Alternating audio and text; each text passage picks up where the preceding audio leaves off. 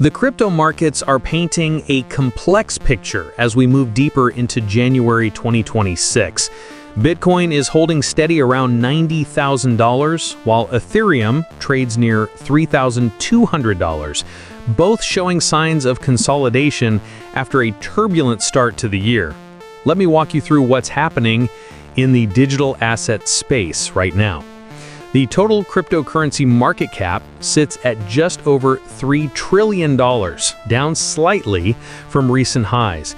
This pullback isn't necessarily cause for alarm, though. After Bitcoin touched a local peak of $94,800 on January 5th, we've seen some natural profit-taking and position adjustments. The volatility we're witnessing tells an interesting story. In just 24 hours during early January, over $460 million worth of leveraged positions got liquidated on crypto exchanges. Most of these were long positions, meaning traders betting on price increases got caught off guard by sudden downward moves. This kind of market cleanup often happens when speculative excess builds up. What's particularly noteworthy is how institutional money is behaving. Bitcoin ETFs saw outflows of $348 million on December 31st, while Ethereum ETFs lost $72 million. But here's the thing, experts aren't reading this as a loss of confidence. Instead, it looks like profit-taking after the strong rally we saw in late 2025. The institutional landscape is actually becoming more robust.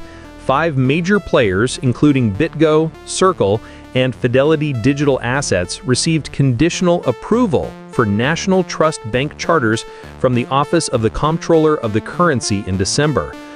This moves stablecoin and custody infrastructure inside the federal banking system, which is a huge step toward mainstream adoption. Speaking of stablecoins, they're becoming the backbone of institutional crypto adoption. The Genius Act, which passed in July 2025, established federal standards for stablecoin issuers. Starting in January 2027, only licensed banks, credit unions, or approved non-banks will be able to issue stablecoins. These must be backed one-to-one with short-term treasuries or cash, and issuers need to follow strict Know Your Customer and anti-money laundering rules. The regulatory clarity is having real effects. Stablecoin supply has grown to $290 billion, and we're seeing more enterprise adoption for payments and cross-border settlement. Companies are starting to hold crypto on their balance sheets as treasury assets, not just speculative investments. Now let's talk about the altcoin situation. Bitcoin's dominance in the overall crypto market has been weakening, which historically signals money rotating into alternative cryptocurrencies. This isn't the retail-driven altcoin season we saw in 2017 or 2020, though. This time, institutional-grade infrastructure is driving the shift.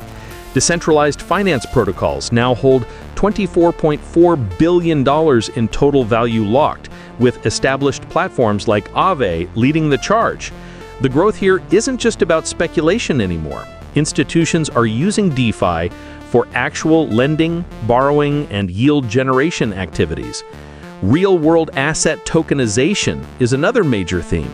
Tokenized assets grew from $7 billion to $24 billion in just 1 year. We're seeing everything from treasury bonds to real estate being put on blockchain networks, creating new investment opportunities and liquidity sources. The regulatory environment in Europe is also playing a role. The Markets in Crypto Assets framework, known as MiCA, is now fully enforceable. This gives European institutions clear guidelines for engaging with digital assets, encouraging more participation from traditional financial players. Looking at the technical picture, Bitcoin needs to hold above $91,500 to maintain its bullish structure. A break above $95,000 could signal a move toward new all-time highs, while a drop below $80,000 might trigger more significant selling pressure.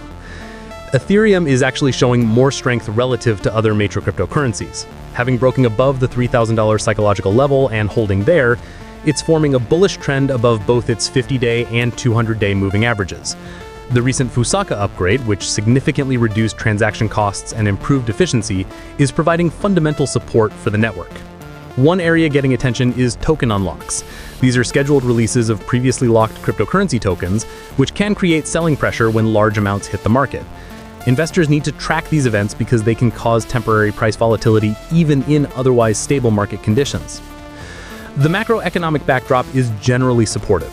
Slowing inflation and resilience in the US economy are creating favorable conditions for risk assets like cryptocurrencies.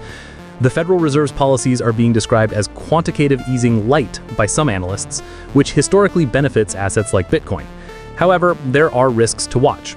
Some experts warn that a potential burst of artificial intelligence hype or other macroeconomic shocks could trigger further declines in crypto prices during the first half of 2026.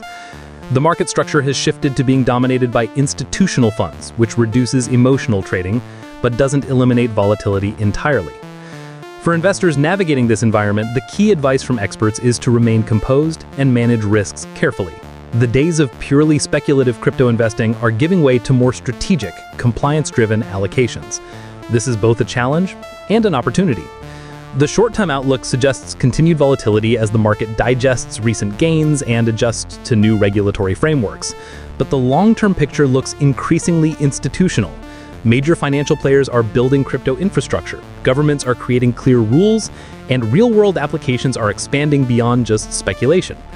As we move through 2026, successful crypto investing will likely require understanding both traditional financial principles and the unique dynamics of digital assets.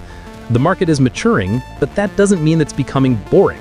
If anything, the combination of institutional adoption and technological innovation is creating new opportunities for those who approach it thoughtfully.